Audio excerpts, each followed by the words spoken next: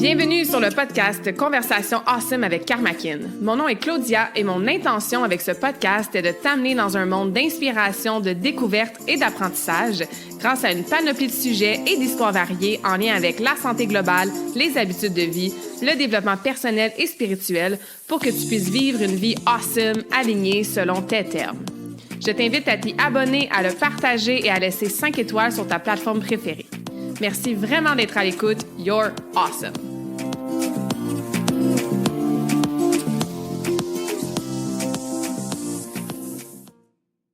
What is up tout le monde? J'espère que vous allez bien, que vous êtes en pleine forme. Bienvenue dans la nouvelle conversation awesome de la semaine. Si c'est ta première fois sur le podcast, je sais pas moi, t'as peut-être vu le mot plateau dans le titre. T'étais comme, oh my god, je suis sur un plateau en ce moment. J'ai plus de résultats avec ma santé. Je sais pas quoi faire. Je suis découragée. Puis c'est ça qui t'a accroché. Puis c'est la première conversation awesome que tu découvres. Bien, bienvenue dans l'univers de Karmakin. Et si t'es ici de temps en temps ou à chaque semaine, bien, bienvenue aussi. Ça me fait toujours plaisir de savoir que vous êtes à l'écoute. Si c'est pas déjà fait, je t'invite à partager le podcast avec 2 collègues, 2 amis aujourd'hui, à le partager dans tes stories, me taguer, à me laisser un 5 étoiles sur Spotify, Apple, Google. C'est des petits gestes qui me permettent de continuer à faire le podcast puis à rejoindre de plus en plus de gens parce que ma mission, c'est bien sûr de vous aider à vivre une vie awesome, alignée selon vos termes et ça prend une bonne santé globale optimale pour faire ça. Donc, ça me fait toujours plaisir depuis plus de 5 ans de vous partager à chaque semaine des épisodes qui ont de l'impact, qui vous éduquent, qui vous inspirent, qui sont dans les partages, dans les histoires pour que, on fasse tout ça, hein, vivre une vie awesome, saine et alignée. Donc, aujourd'hui, effectivement, c'est une conversation en mode solo. Ces temps-ci, dans mes conversations solo, je vous parle beaucoup de, les facteurs qui influencent la motivation. On a parlé aussi, entre autres, beaucoup de l'impact de notre environnement sur l'intégration des saines habitudes de vie. Même avec une invitée spéciale dernièrement avec Dr. Evelyne Borduaroy, je suis sûre que, en fait, si vous ne l'avez pas écouté, allez écouter ça.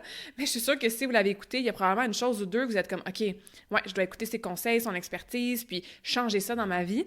Mais c'est pas toujours évident de changer les habitudes de vie. Puis c'est pour ça que j'ai autant de conversations awesome sur le podcast sur l'intégration des habitudes de vie parce que tu deviens tes habitudes, tu deviens ce que tu fais, ce à quoi tu penses, ce que tu dis, tes mots que tu utilises, on devient nos habitudes. Fait que c'est vraiment ça que je mets beaucoup de l'avant dans mon coaching, dans ma vie personnelle, puis sur le podcast. Fait qu'aujourd'hui, je veux encore être en mode genre coaching, en mode mindset, et je veux parler plus spécifiquement des plateaux, justement. Qu'est-ce qui se passe quand on frappe un plateau? Puis on va jaser de, c'est quoi un plateau? T'es-tu vraiment en train de vivre un plateau? Il faut juste que tu sois un petit peu plus patiente. Est-ce que si tu es en train vraiment d'être sur un plateau, de ne plus avoir de progrès, d'évolution, qu'est-ce que tu peux faire en fait pour casser ce plateau-là puis continuer à t'améliorer, à atteindre tes objectifs? Donc, encore une fois, on est dans cette vibe-là avec les objectifs qui sont là. Si tu écoutes cet épisode-là proche de sa date de sortie, on est au printemps, l'été s'en vient, la saison des shorts, des bikinis, la saison où est-ce que souvent on a comme une espèce de vague de vouloir se remettre en forme, puis perdre un petit peu de poids avant l'été, tout ça. On retrouve de l'énergie après l'hiver, surtout le long hiver qu'on a eu au Québec, le printemps qui est très, très tardif. Puis si tu écoutes cet épisode-là, pas proche de sa date de sortie, c'est bien correct aussi. Là. Je veux dire ce que je vais jaser aujourd'hui, qu'on frappe un plateau. On frappe un plateau, là, que ce soit en décembre ou avant l'été. Les concepts, les trucs qu'on va aborder aujourd'hui, ça reste bien sûr toujours valide et pertinent. Fait que oui, en genre de coaching mindset aujourd'hui, je vais te jaser de plusieurs trucs sur lesquels je coach mes clientes aussi dans les dernières semaines. Souvent, ça m'arrive, je vais avoir comme la même conversation avec 2-3 clientes dans un délai rapproché. Et je suis comme, OK, il y a comme quelque chose qui se vit en ce moment dans le collectif. Il y a bien des gens qui passent à travers un petit peu les mêmes défis, les mêmes situations. Fait que ça me donne toujours une belle inspiration pour en parler sur le podcast. Fait que ça vient un petit peu de là aujourd'hui aussi. Puis, je veux qu'on parle, c'est ça, comme je disais, de plateau par rapport à tes changements, par exemple, de composition corporelle. Si tu as un objectif de perte de gras, par exemple, mais aussi n'importe quel objectif, but, intention que tu as dans ta vie, dans n'importe quelle sphère, tu sais. Quand on arrive à un plateau, à un endroit où est-ce qu'on a l'impression que, des fois c'est la réalité, mais souvent c'est une impression que ça avance pas, encore une fois, il y a des choses qu'on peut prendre en compte, sur lesquelles on peut faire de l'introspection, puis qu'on peut bien sûr éventuellement changer. Donc c'est sûr qu'aujourd'hui, je vais donner beaucoup d'exemples et beaucoup de parallèles avec transformation physique, perte de poids, remise en forme, meilleure santé, etc. Mais sache que comme la grande majorité des choses que je coach, ça peut bien sûr être transposé sur les autres sphères de vie. Fait que quand on frappe un plateau, là, c'est comme si on frappait une espèce de réalité inconfortable qui nous indique que notre progrès il est en train de staller, donc ça avance plus. Et souvent, c'est juste avant un breakthrough, juste avant d'aller créer un changement, une évolution. Donc, peut-être qu'on a un petit peu de progrès, ça continue pendant quelques semaines, quelques mois, et là, on continue à faire des efforts, on continue à faire attention à ce qu'on mange, on continue à aller au gym, à prendre nos marches, à se coucher plus tôt. On a l'impression qu'on fait vraiment beaucoup d'efforts, puis à un moment donné, bang, on frappe un plateau, dans le sens que, je sais pas moi, t'avais une perte de poids ou perte de gras, je préfère utiliser le terme gras parce que c'est du gras qu'on veut perdre et pas nécessairement du poids, Tu veux pas perdre tes muscles, tu veux pas perdre tes os, ça pèse de quoi ça? Donc on veut perdre du gras. Bien, peut-être que tu perdais du gras de façon relativement constante, tu sais, depuis la semaine, et là, ça fait quelques temps que non, le poids sur la balance bouge plus, ou encore mieux, tu prends tes mesures, tu prends des photos, tu prends ton pourcentage de gras, parce que ça, c'est des bien meilleures indications de justement ta perte de gras et pas juste ta perte de poids. Puis ça avance plus, tu sais. Ou tu as un objectif de performance par rapport à la course, puis ça fait comme 1 mois, 2 mois, 3 mois, qu'à chaque semaine, ton 5 km, tu le cours un petit peu plus rapidement. Puis là, ça fait 1 semaine, 2 semaines, 3 semaines que, my God, t'es pas capable de casser ce plateau-là puis de le faire en bas de 30 minutes, par exemple, tu sais. Ou, je sais pas moi, tu as des objectifs de gain de masse musculaire, de force, puis même chose, tes charges sur ton squat, ton deadlift, bien ça fait 1 mois, 2 mois, 3 mois, 4 mois que ça monte, que tu as cette surcharge progressive-là qui est présente, que tu te sens plus forte, que tu arrives à lever des charges plus lourdes, et là, encore une fois, 1 semaine, 2 semaines, 3 semaines, 4 semaines, puis tu n'arrives plus à lever plus lourd. Fait qu'on voit ça comme effectivement une espèce de stallage là, pour faire un magnifique anglicisme. Puis c'est comme pogné là, ça bouge plus. Puis moi, je vous encourage vraiment à ne pas voir ça comme un échec. Puis c'est le grand message d'aujourd'hui de la conversation Awesome, c'est que si on voit un plateau comme un échec, ben là, on va être voué à l'échec. Puis échec, c'est un grand mot, là. Je crois pas vraiment au terme échec, mais bon, on comprend le principe.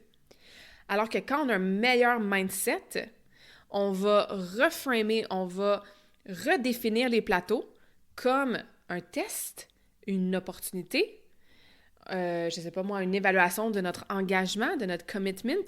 On va voir ça comme une période nécessaire pour se reposer, par exemple. On va voir ça comme un signal clair qu'il est temps qu'on change nos méthodes.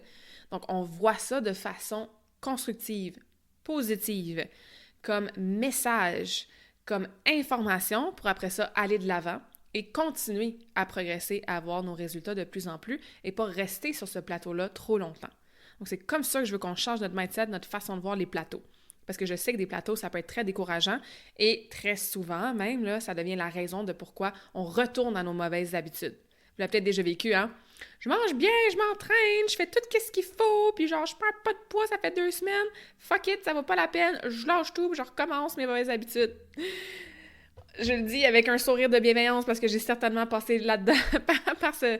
Ben ouais, j'ai passé par là moi aussi, tu sais, puis je comprends le discours interne qu'on peut avoir. Donc, première étape, on prend conscience de ce discours interne-là par rapport au plateau, puis on change ça, on transcende ça vers quelque chose de constructif et de positif. Revenons par contre à c'est quoi la définition d'un plateau. Je me souviens plus où, ça fait très longtemps, je me souviens pas si c'était pendant que j'ai fait mon bac en kinésiologie ou quand j'avais commencé à lancer des programmes, je voulais inclure entre autres dans les manuels du défi Karmakin, là, genre les OG du défi Karmakin. Si vous vous souvenez du défi Karmakin, il y avait effectivement une page dans un des documents de ressources que je vous envoyais qui parlait des plateaux. Fait que ça fait longtemps de ça, là, ça fait une dizaine d'années, mais de mémoire, tu sais, la définition d'un plateau, là, quand on parle de justement, on n'a plus de résultats, on n'a plus d'amélioration par rapport à notre santé, par rapport à notre perte de gras, c'est qu'il doit avoir absolument aucun changement à aucun niveau pendant minimum 2 semaines. Ça, ce que ça veut dire, c'est que souvent on dit qu'on est sur un plateau, mais ça ne l'est pas vraiment. On pense que parce que ça fait 3 jours qu'on n'a pas maigri, que « j'ai plus de résultats, je suis sur un plateau ». Donc, je répète, c'est aucun changement, donc aucune amélioration, à aucun niveau. Donc, certainement pas juste sur le chiffre sur la balance. Ce qui veut dire que tu n'as pas d'amélioration au niveau de ton énergie, ton sommeil, ta concentration, je sais pas moi, bien sûr ta composition corporelle, ton discours interne. Tu n'as vraiment aucun bénéfice, aucun changement, aucune évolution à aucun niveau pendant minimum 2 semaines. Fait que là, on dirait que ça nous enlève une pression. Faire comme, OK, si ça fait une semaine et demie que j'ai l'impression de staller, mais premièrement, je vais me laisser une chance. Je vais me laisser un peu plus de temps. Puis si rendu à 3 semaines, là, je suis encore en train de staller, OK, ben là, je vais aller vraiment regarder qu'est-ce que je peux faire de plus. Puis ça, bien sûr, je vais vous donner des trucs aujourd'hui à faire si vous êtes vraiment sur un actual plateau, tu sais. Donc, chose que ça fait aussi, c'est que ça nous permet de faire comme, OK, je focus tellement sur le chiffre, sur la balance, que si je vois aucune amélioration pendant 3 jours, 5 jours, puis même 2 semaines, ça veut dire que je suis sur un plateau. Par contre, puis ça, je l'entends tout le temps, j'ai des clientes qui vont être comme « Ah, j'ai juste perdu 2 livres, ah, j'ai pas perdu de poids, genre depuis 2-3 semaines. » Mais j'ai perdu 3 pouces de pantalon, puis je dors mieux, puis j'ai plus d'énergie, puis je le vois dans ma face, puis j'ai 4 personnes qui m'ont dit que j'avais l'air de perdre du poids, tu sais? Hello, il y en a des changements, t'es pas sur un plateau, c'est juste que tu focalises ton attention puis ta mesure de progrès, de résultat sur un seul facteur. Le chiffre sur la balance, ça a sa place, mais ça doit certainement pas prendre toute la place. Donc, c'est pour ça que moi, j'encourage toujours mes clientes qui sont dans un processus d'amélioration de composition corporelle, donc avoir plus de masse musculaire, moins de masse grasse, à améliorer leur taux, leur pourcentage de gras, et pas juste se fier sur le chiffre sur la balance qui diminue. Bien, on utilise au moins 2 méthodes de mesure, et ça, c'est juste pour les changements esthétiques de composition corporelle. Donc, minimum 2. Fait que ça peut être le chiffre sur la balance, mais ça peut être aussi des photos, des mensurations. Peut-être que tu as accès à une machine à ton gym qui calcule ton pourcentage de gras. Il y en a bien sûr plein. Il y en a des très gros budgets, des plus petits budgets, très, très accurate, fiables, précis, d'autres moins. Mais quand même, si on utilise au moins 2 façons de, ça peut nous indiquer ça. Des vêtements aussi. Je veux dire, ça ment pas, là. Si t'es tête dans tes jeans puis ton bouton, il attache pas, puis dans un mois, ton bouton, il attache, même si t'es le même chiffre, ça balance, c'est sûr que t'as perdu du gras, tu sais. Donc, faites attention à ça. Observez les autres façons de mesurer votre progrès. Ça, c'est des exemples, encore une fois, de progrès physique, esthétique, changement de composition corporelle. Mais what about les progrès sur vos performances dans le gym, votre humeur, votre peau qui est plus belle, qui a moins de boutons, votre digestion, votre niveau de stress qui diminue, votre sommeil qui est meilleur, votre énergie, tu sais, il y a tellement d'autres facteurs qu'on peut observer et même mesurer au quotidien. Fait que souvent, dans ces quelques jours ou quelques semaines-là qu'on pense qu'on est sur un plateau, bien, il faut juste s'assurer que c'est un vrai plateau, tu sais. Puis c'est normal de vouloir des résultats rapides. Puis encore une fois, aujourd'hui, je suis là pour te rappeler au niveau de ton mindset que plus tu arrives à voir la transformation que tu es en train de faire sur quelque chose sur le long terme, mais mieux ça va être pour toi et plus ça va être durable. Je vais en reparler ça tantôt. Mais c'est correct aussi, parce que c'est pas de ta faute si tu veux perdre 20 livres en 3 heures, OK? Parce que dans la société d'aujourd'hui et il y a bien des années, puis j'ai pas l'impression que ça va changer, on promet énormément les résultats rapides. On est beaucoup dans l'impatience, et pas juste par rapport au fitness, à la santé, au poids, aussi par nos habitudes de vie en tant que société. On commande quelque chose sur Amazon, puis si ça prend 3 jours, on n'est pas content, puis on veut l'avoir le lendemain, tu sais. On commande quelque chose sur notre cellulaire, puis on veut que ça arrive à notre porte, livré, par rapport à, par exemple, la nourriture, dans la prochaine, je sais pas moi, vingtaine de minutes, sinon c'est trop long. Hein? C'est rapide, c'est accessible, c'est vite. Rapide. On voit ça aussi dans les fameux coachs business, puis coachs en finance, hein? Tu vas faire 100 000 dans tes 2 premiers mois. Tu vas écrire un livre en 30 jours, ça va être un best-seller. C'est rapide. On se fait promettre ça énormément sur les magazines, dans les réseaux sociaux, okay, de plein de façons pour le marketing. Fait que c'est bien normal qu'on pense que si on perd 1 livre par semaine, puis des fois qu'il y a des semaines qu'on n'en perd pas, qu'on trouve ça long, puis qu'on a l'impression qu'on est sur un plateau, alors qu'au contraire, ce n'est pas un plateau, même que c'est super sain comme perte de gras, tu sais. Fait que pourquoi être sur un plateau, c'est bon? Mettons que effectivement tu es sur un plateau, OK? Puis, je vais dire plateau vraiment souvent aujourd'hui, là. J'ai pas vraiment d'autres synonymes. Fait que, désolée la répétition. On revient à notre changement de mindset. OK, c'est bon, je suis sur un plateau. OK, mes résultats stallent un petit peu ou sont un petit peu plus lents que j'aimerais. OK, Claudia, je comprends que c'est peut-être pas un vrai, entre guillemets, plateau, mais j'aimerais quand même ça, avoir des résultats un petit peu plus rapides. OK? Pourquoi c'est bon de prendre son temps? Pourquoi c'est bon d'être sur un plateau de temps en temps dans notre transformation physique, personnelle, peu importe? Ton corps il est en train de s'adapter à une nouvelle réalité. Tu es en train de créer des nouveaux standards pour toi. Ton système nerveux est en train de s'adapter et de se réguler lui aussi à une nouvelle réalité. Le système nerveux, c'est fascinant. J'en connais peut-être 2%. OK? Je vous encourage fortement à faire vos recherches, vos lectures là-dessus. Le système nerveux, c'est, my God, la fondation, le pilier, la base de tellement, tellement d'affaires au niveau énergétique, émotionnel, mental et physique. Fait que si tu fais des changements ultra rapides, ton système nerveux, il est comme « Wow, qu'est-ce que c'est ça? » Il n'y a pas le temps nécessairement de s'adapter. Même chose pour ton corps physique. Même chose pour ton ego, ton subconscient. Pendant cette transformation-là corporelle, physique, de santé, bien, il y a tout ça qui se reprogramme. Tu es en train de créer des nouveaux conditionnements, des nouvelles habitudes, des nouveaux programmes. Tu es en train d'effacer des choses que tu faisais depuis 5, 10, 15, 20, 30 ans peut-être. Donc, quand on arrive à un plateau, le corps est comme « OK, j'ai besoin d'un petit peu de temps pour intégrer tout ce qui se passe comme changement dans les dernières semaines, dans les derniers mois. » Ça devient mon nouvel ancre. Ma nouvelle ancre? Un ancre? En tout cas, mon ancrage. Mon nouveau plateau. Ma nouvelle fondation. Je me stabilise ici pendant 1 semaine, 2 semaines, 3 semaines.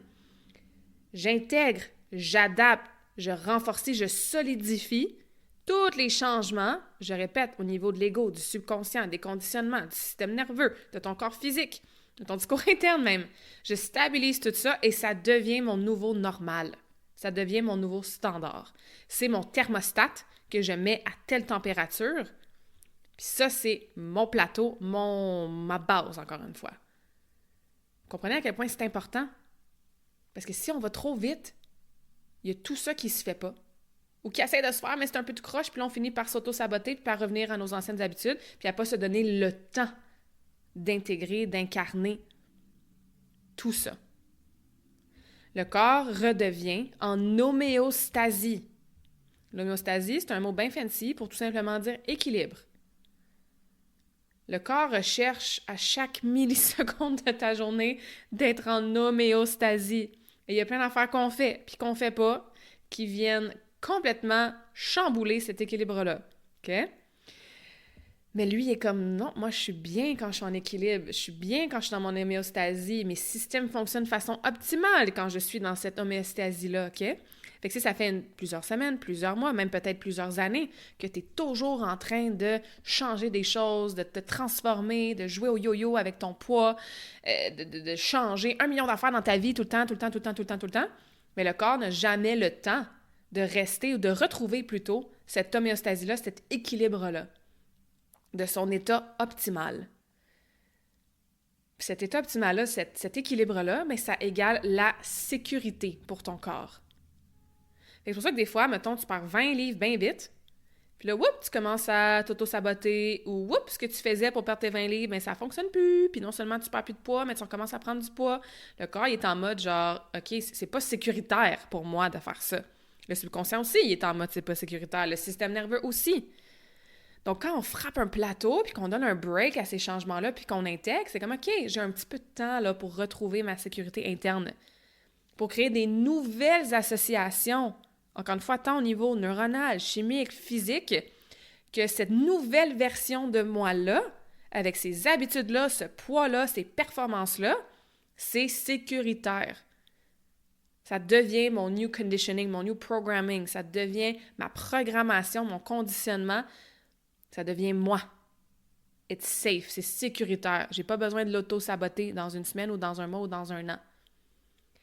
Le corps a besoin de cet équilibre-là de temps en temps pour intégrer, optimiser tous ces systèmes.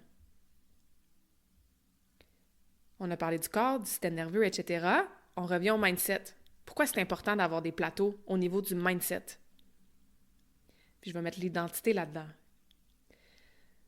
Tu deviens une personne qui, continue ma phrase, selon tes objectifs, une personne qui s'entraîne régulièrement, une personne qui se lève tôt avec de l'énergie, une personne qui mange bien, qui cuisine pour elle-même, une personne qui court 5 km en bas de 30 minutes, une personne qui a atteint son poids santé, une personne qui a une composition corporelle qui est dans la fenêtre optimale. Tu deviens cette personne-là pendant ton processus. Donc, si tu es seulement en mode stratégie, faire, plan de match, et que tu ne travailles pas sur ton identité, sur cette personne-là que tu construis, sur cette nouvelle version de toi-même que tu veux incarner, ça aussi, ça va être très, très, très difficile à maintenir sur le long terme. Donc, le plateau sert aussi, au niveau de ton état d'esprit, à t'habituer à être la nouvelle toi. Encore une fois, que ça devienne ton nouveau normal. Voici mon identité. Je suis une fille qui va marcher à tous les jours. Je suis une fille qui se lève le matin et qui pense positivement au lieu de se taper sur la tête. Donc, n'importe quelle habitude que tu veux faire pour te permettre de continuer à avoir des résultats, des progrès, puis pas rester sur un plateau, bien, au niveau du mindset aussi, il faut que ça s'intègre. Comme je disais, tu crées des nouvelles habitudes. Les nouvelles habitudes, là, souvent on va dire « Ah, ça prend 21 jours, créer des nouvelles habitudes. » C'est même trop court, 21 jours. 21 jours, c'est 3 semaines. 3 semaines, ça passe comme ça. 3 ans, ça passe de même. Je veux dire, dans 3 semaines, là, t'as pas vraiment beaucoup d'opportunités pour tester si tes habitudes sont solides ou pas, là. Peut-être que la 4e semaine, c'est là que tu vas descendre dans ta motivation, c'est là que tu vas te blesser, c'est là que tu vas tomber malade, c'est là que tu vas avoir plein de visites chez toi, c'est là que tu vas avoir plein de 5 à 7 durant ta semaine. Puis ça se peut que tes 3 semaines étaient bien normales, bien dans ta routine, puis c'était facile de faire tes habitudes de vie, là. Puis même au niveau neuronal, tu sais, scientifiquement parlant, on parle plus de 76 jours à peu près, fait qu'on est dans au moins 2 mois, tu sais. Puis moi, j'aime bien dire 3 mois, en fait. Donc, ces plateaux-là, encore une fois, servent à faire un peu le bilan de où est-ce que tu en es avec cette intégration d'habitudes-là. S'il y a eu ce que j'appelle un life happens, il y a quelque chose qui s'est passé dans ta vie, comme les exemples que j'ai nommés, qui te sortent de ta routine habituelle, qu'est-ce qui est resté comme habitude puis qu'est-ce qui a pris le bord? OK, j'ai le 3/4 de mes habitudes qui ont pris le bord. Fait que c'est-tu peut-être important que je frappe un petit plateau dans la semaine prochaine puis que je prenne le temps d'intégrer tout ça de façon constante? Ben oui, tu sais. Faut frapper un plateau avec ces nouvelles habitudes-là pour les ancrer. Fait qu'encore une fois, si pendant 21 jours, tu n'as pas de progrès, puis tout ce que tu fais, puis je mets vraiment des grosses guillemets quand je dis ça parce que je dis pas ça de façon péjorative ou que c'est pas suffisant, si tout ce que tu fais, c'est juste garder ta constance, c'est génial. Puis non seulement c'est génial, mais it is needed. T'as pas le choix. C'est non négociable. Encore une fois, pour développer des trucs sur le long terme, puis pour conserver ta transformation sur le long terme aussi, tu sais. Donc, tu habitues toutes les parties de toi à maintenir la nouvelle toi. J'espère que je t'ai convaincu que être sur un plateau, ben, c'est un bon signe. C'est un bon signe. C'est pas une opportunité de se décourager. C'est pas parce que tout ce que tu fais, ça sert pas, puis ça sert à rien, puis ça vaut pas la peine, puis ça marche pas. Ceci étant dit, on poursuit dans la conversation. Si tu es effectivement sur un vrai plateau depuis au moins 2 semaines et plus, que là, tu comprends avec la conversation d'aujourd'hui que, OK, je suis peut-être pas sur un vrai plateau dans le fond. OK, c'est vrai que je devrais peut-être mesurer d'autres progrès que juste le poids, ça balance. Mettons encore une fois que tu as un objectif de perte de poids. Si pour de vrai, tu es sur un plateau, parce que ça arrive des gens qui sont sur des plateaux. Absolument, absolument. OK? Voici quoi faire. Recommence, si tu as arrêté, parce que c'est souvent ça qui se passe, recommence à journal, à track, à faire tout le suivi de tes habitudes de vie. Fait que si tu écrivais ton journal alimentaire les 2-3 premières semaines, puis là, ça fonctionnait bien, tu mangeais mieux, ta digestion était meilleure, ton énergie, tu perdais du gras, etc., tu avais moins de craving, bref, tu avais plein de beaux bénéfices. Puis là, tu es comme, je suis sur un plateau avec ma nutrition depuis 2-3 semaines, je n'ai plus... j'ai encore des objectifs, parce que ça se peut que ton plateau, ça soit ce que tu veux maintenir pour le reste de ta vie aussi, là. Mais là, on parle dans une conversation que tu veux encore améliorer tes choses, puis qu'en ce moment, ben, ça s'améliore pas. Bien, souvent, c'est dans ces moments-là qu'après 1 semaine ou 2 ou 3, d'avoir arrêté de faire le suivi, de tracking, là, d'écrire certaines choses, c'est là que des fois les plateaux arrivent. Fait que recommence. Écris tous tes entraînements. Écris ce que tu manges. Écris ton sommeil. Fais le suivi de ton sommeil. Évalue ton stress. Fait que ces 4 gros piliers-là là, de la santé globale, là, mouvement, entraînement, activité physique, nutrition. Puis moi, je suis pas en mode compte tes calories, pince ta bouffe. Par contre, parfois, ça peut être pertinent de porter une attention puis de faire un journal alimentaire là-dessus. Puis j'ai un épisode de podcast au complet sur le journal alimentaire que je vais mettre dans la description du podcast. Allez écouter ça, ça va vraiment vous aider à faire le suivi sans vous mettre la pression de compter tout au gramme et à la calorie près. Mais bref, alimentation, nutrition, ce que tu manges, la quantité, la qualité, ta relation avec la bouffe, la logistique autour de ta préparation de repas, etc. Ensuite, on a tout le volet sommeil, gestion de stress, récupération, tout ça. Fait que dans ces gros volets-là, qui incluent bien sûr plein de petites habitudes en dessous, sois brutalement honnête avec toi-même. Fais-toi un bilan honnête, transparent, vulnérable, pas pour te taper sa tête, mais pour faire un portrait de tu en es où? Dans ton plateau actuel, là, tu en es où? Qu'est-ce que tu manges pour de vrai? Ça ressemble à quoi ton activité physique pour de vrai? Ton sommeil ressemble à quoi ces temps-ci? Ta gestion de stress est où? Tout ce que tu sais qui affecte ta santé, ton poids, etc. Pendant plusieurs jours, minimum une semaine, j'ai envie de dire. Tu fais ce que tu veux, là, mais minimum une semaine, incluant un week-end, recommence à écrire dans ton journal, à faire le suivi.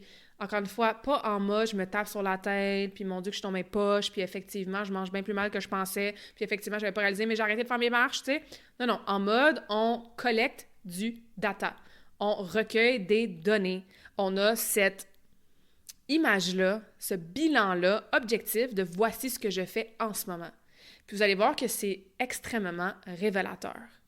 Puis si tu vas aller encore plus loin, tu peux faire ce que j'appelle un time audit. C'est pas juste moi qui appelle ça de même, là, mais ça aussi, j'ai fait un épisode de podcast il y a longtemps là-dessus.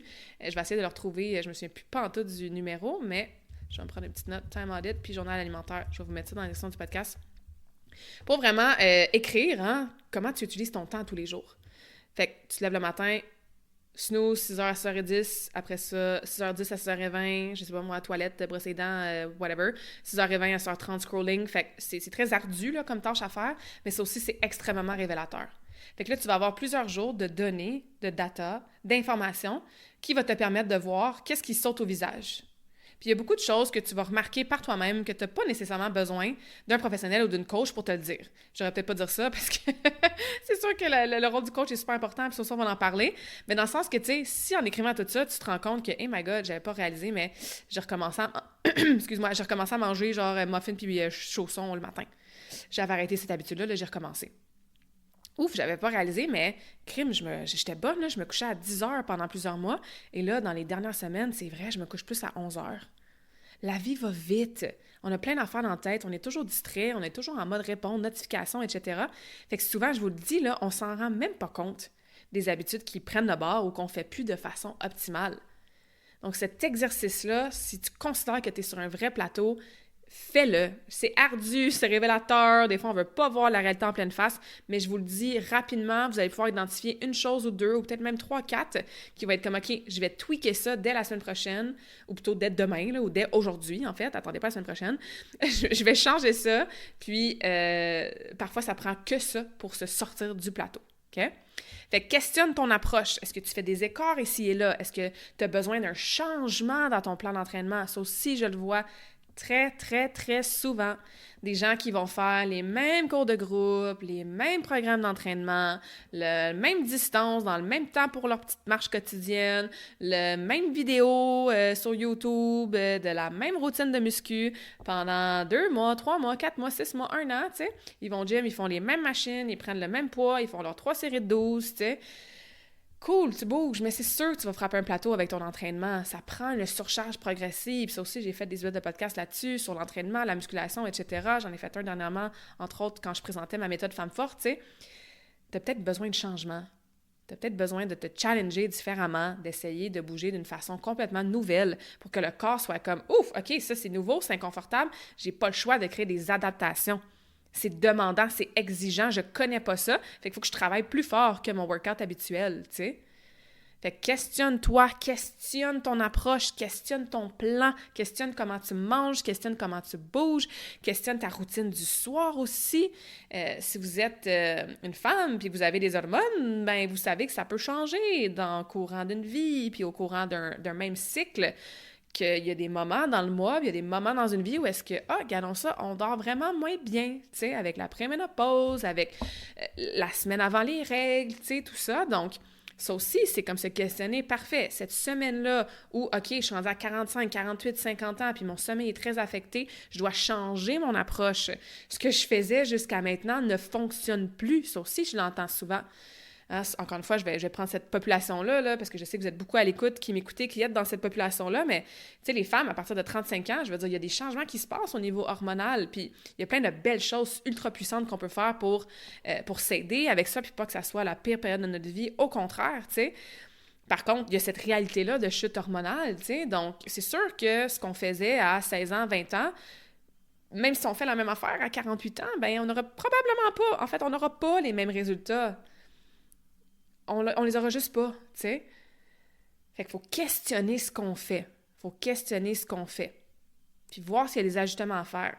Puis si on le sait pas, si ce qu'on fait, c'est correct, puis on se demande pourquoi ce qu'on faisait avant, ça fonctionne plus maintenant, puis on a besoin d'un nouveau programme d'entraînement ou on a besoin de refaire revoir notre nutrition, tu sais, ou peu importe, puis qu'on n'est pas capable tout seul, ben c'est bien normal que tu sois pas capable toute seule parce que je pense pas que tu as un bac en kinésiologie, une maîtrise en nutrition, que tu es naturopathe, puis physiothérapeute, puis experte du sommeil, tu sais. Tu as peut-être bien sûr des connaissances, tu te connais toi-même, c'est ça le plus important absolument, mais c'est pour ça aussi qu'on est plein de professionnels de la santé à vouloir vous aider avec nos expertises, nos passions similaires et différentes et complémentaires et uniques, tu sais. Fait que tape-toi surtout pas sur la tête pour te dire, ben là, j'ai essayé plein d'affaires puis ça fonctionne pas, je suis dans mes poches. Ben, je veux dire, quand t'as besoin de faire quelque chose sur ta voiture, est-ce que tu ouvres ton hood, puis tu ouvres la valise, puis t'enlèves tes pneus, puis t'essaies de figure out, puis d'essayer de remettre ta voiture comme du monde, puis d'arranger le problème? Ben non, tu vas avoir un professionnel, quelqu'un qui est formé pour ça. Tu te tapes pas sa tête. Tu te dis pas genre, ben comment ça, je sais pas comment changer mes freins, tu sais, ou comment ça, il y a un check engine, puis moi, je sais pas c'est quoi, tu sais. Ben c'est bien normal que tu le saches pas, t'es pas mécanicienne, tu le sais pas. Ben c'est la même chose en santé. Mais parce qu'on est tellement toujours bombardé d'informations, puis c'est super, hein? Puis je suis la première à dire, oui, informez-vous. D'ailleurs, vous écoutez mon podcast, là, c'est certainement pour apprendre des choses sur la santé. Lisez des livres, tu sais, allez dans des conférences, etc. Absolument qu'il faut apprendre puis devenir souveraine de notre santé. Et se garder aussi un peu de douceur, là, puis de bienveillance, pas de taper sa tête, que comme... Tu peux comprendre les bases, c'est sûr, les fondations, mais souvent, ça prend un professionnel, ça prend quelqu'un qui est experte là-dedans, tu sais. Fait que questionne ton approche, puis hésite surtout pas à te faire accompagner. Puis là, tu vas me dire, Claudia, je me fais accompagner par qui? Ben ça dépend. Ça dépend. Puis c'est pour ça que moi, j'offre toujours un appel découverte complètement gratuit, sans engagement, sans pression, pour que je puisse te parler de mon approche, pour que tu puisses me connaître aussi niveau personnalité, ma philosophie de coach, que je te parle de mes services, mais surtout pour que moi, j'en prenne sur toi. C'est quoi ta réalité? C'est quoi ton bilan de santé? C'est quoi tes besoins? C'est quoi tes objectifs? Et si je ne suis pas la bonne personne pour t'accompagner, ben je vais te le dire, puis je vais pouvoir te référer parce que j'ai plein de gens extraordinaires. D'ailleurs, il y en a beaucoup sur le podcast aussi que vous avez appris à connaître dans les dernières années, dans mes épisodes avec les invités, où est-ce que je vais référer en naturo, en ostéo, même en kin, si moi, je sais pas mon expertise, tu sais.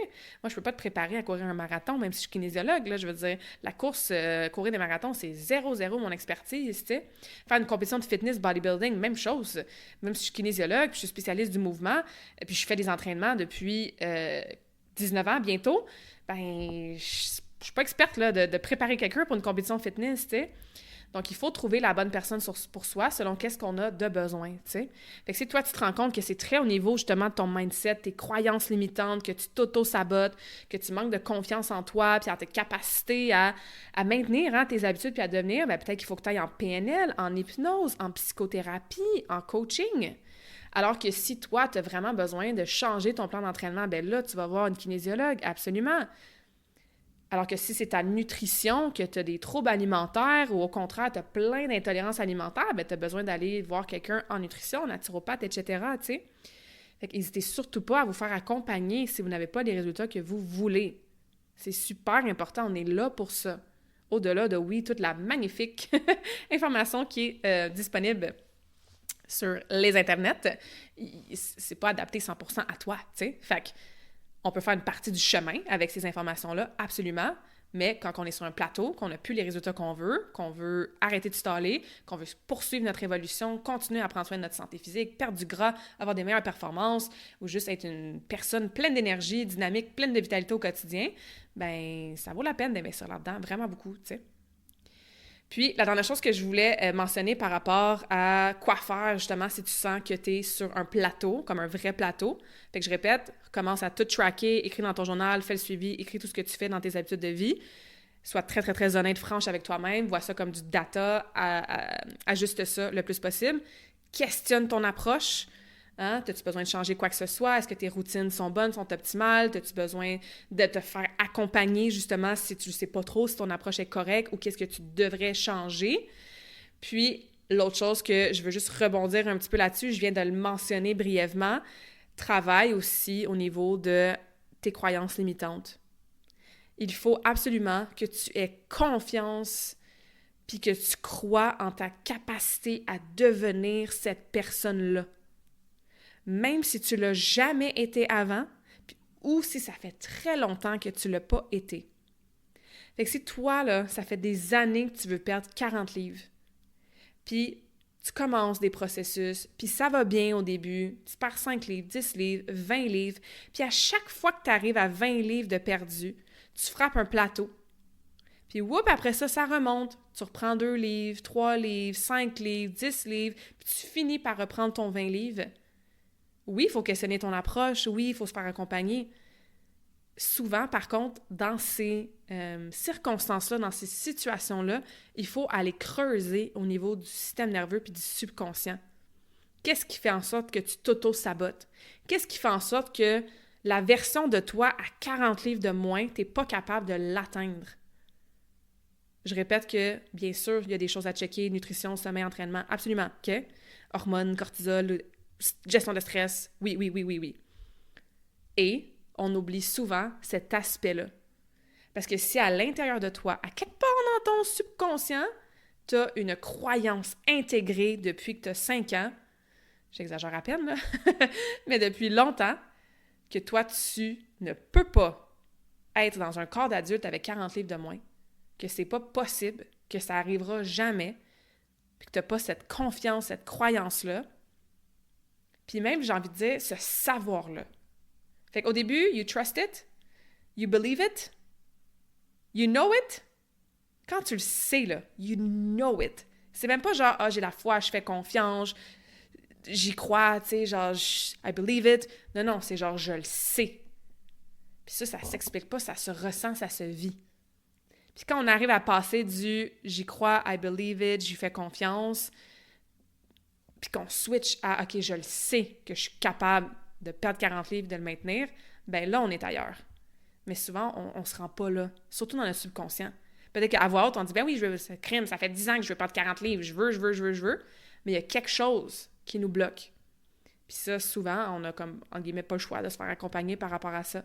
La PNL, c'est super, programmation neurolinguistique, c'est super puissant. L'hypnose, super puissant parce que ça va directement parler à ton subconscient. Coaching, mindset coaching, psychothérapie, etc. Travailler avec le corps aussi, hein. J'ai dit plusieurs fois le système nerveux, l'aspect somatique, psychosomatique, tout ça. C'est full important. Au-delà, encore une fois, du plan d'entraînement, des stratégies, etc. OK? Puis je veux te rappeler aussi que ton changement de mindset, ton évolution de ton état d'esprit, de ton identité, ton amélioration de tes croyances, ta reprogrammation au niveau de ton ego, ton système nerveux, ton subconscient, tout ça, ça se fait pendant ton changement corporel. C'est le plus important, pas mal plus important que ton changement corporel. C'est le plus long à changer, le plus difficile, mais le plus puissant. Donc, si tu te sens que tu es sur un plateau, puis la balance ne bouge plus depuis 2-3 semaines, reviens à ceci. Dis-toi que pendant que tu vises un changement corporel, une perte de poids, une amélioration de ta composition corporelle, etc., ben, il y a des changements de mindset qui sont en train de se faire, que tu réalises pas, que tu vois pas sur une balance, que tu ressens peut-être même pas pendant des semaines, voire des mois. mais ça se fait en même temps. Puis c'est ça qui est le plus important. Puis c'est ça qui va t'aider à conserver ton changement de composition corporelle, ta perte de poids, ou même tes performances, ou peu importe la sphère de ta vie, là, sur le long terme. Puis ça, c'est une conversation que j'ai beaucoup avec mes clientes ces temps-ci, tu sais. Comment j'ai juste perdu 20 livres en 6 mois, tu sais, ou en 3 mois, ou peu importe. Premièrement, 20 livres de beurre que tu as de moins sur ton corps, c'est énorme, fait que bravo. Puis deuxièmement, le plus longtemps que ça te prend à perdre ton gras, moins tu vas le reprendre rapidement, plus ça va durer sur le long terme, pour les raisons que j'ai déjà nommées, versus plus tu le perds vite, plus tu le reprends vite et plus. Parce qu'en plus, souvent, ce qu'on doit faire pour perdre du poids très, très, très rapidement, c'est pas sustainable, là, ça peut pas durer sur le long terme. Ça ralentit ton métabolisme, ça fuck tes hormones, ta thyroïde, elle embarque là-dedans. Puis après ça, tu recommences à manger, tu recommences d'habitude, puis pouf, ton corps, il est en mode genre « what? » Puis c'est pire. Donc, je répète, plus tu perds ton gras lentement, mieux c'est. Puis si t'es découragé de le voir lentement, ben dis-toi qu'en même temps, là, il y a des changements ultra puissants dans ton mindset qui sont en train de se faire. Puis ça, tu vas t'en rendre compte, encore une fois, ça va être peut-être difficile, ça va être peut-être long, mais c'est ultra puissant. Puis ça, tu vas te réveiller un jour, après 3 mois, 6 mois, après avoir passé à travers 2, 3, 4 plateaux dans la dernière année, puis tu ne seras plus la même personne. Tu vas être une nouvelle version de toi-même. Tu vas dire « Hey, la Claudia d'avant, là, elle aurait réagi comme ça. Hey, la Claudia d'avant, là, si elle avait vu ce chiffre-là sur la balance, elle aurait été bingée, puis elle serait s'auto-sabotée. Hey, la Claudia d'avant, là, elle aurait fait X, Y, Z. Puis là, aujourd'hui, gardons ça. C'est rendu naturel, c'est rendu automatique pour moi parce que je suis devenue telle personne. Puis je répète que ce changement d'identité, de mindset, de subconscient, de reprogrammation de système nerveux qui se fait pendant que tu es en train de perdre ton poids, là, ça se passe en parallèle et c'est full important. All right? Donc, vive les plateaux, on accueille les plateaux, on les accepte, on les voit comme quelque chose qui est positif, ça nous sert les plateaux, surtout, encore une fois, pour les transformations durables. Durable, OK? Si tu as besoin d'aide avec quoi que ce soit que j'ai mentionné aujourd'hui, bien sûr, écris-moi. Ça me fait plaisir. On va booker ton premier appel découverte ensemble. Et je vais te référer à quelqu'un au besoin. J'aime bien travailler aussi en co-création avec plein d'autres collaboratrices, d'autres professionnels aussi. Donc, on va regarder qu'est-ce qui est vraiment adapté pour toi, qu'est-ce que tu as besoin pour te sortir de ton plateau ou poursuivre ta transformation. Encore une fois, j'ai dit beaucoup d'exemples par rapport à la perte de gras aujourd'hui, mais sachez que bien sûr, n'importe quel objectif de vie, que n'importe quelle habitude de santé, tous ces concepts-là, bien sûr, on peut les appliquer par rapport à ça. Donc, allez voir dans la description du podcast, allez écouter les autres épisodes de podcast sur le journal alimentaire, le time audit, je vais en mettre 2-3 autres aussi en lien avec la conversation d'aujourd'hui. Continuez à découvrir le podcast, à le partager, ça me fait toujours plaisir de voir votre feedback, de voir les partages, de voir vos écoutes à chaque semaine. Puis, comme d'habitude, je vous laisse sur un quote de Tony Robbins que j'aime beaucoup, de qui j'ai beaucoup appris, qui est très, très king dans tout ce qui est justement coaching au niveau du mindset, puis créer des changements très, très, très forts, puissants dans nos vies grâce à ce qu'on a à l'intérieur de nous, tu sais. Puis un des quotes qu'apparemment il a dit par rapport au plateau est le suivant. « When you hit a plateau, you have to be willing to get a little bit worse before you get massively better. » Donc, quand tu frappes un plateau, il faut avoir le willingness, l'envie, le désir d'être un petit peu pire, ça se traduit mal, là, mais d'être un peu inconfortable, de trouver ça un petit peu difficile, d'être un peu découragé. Tu sais, ça va un petit peu moins bien juste avant de devenir massivement mieux, de devenir encore meilleur.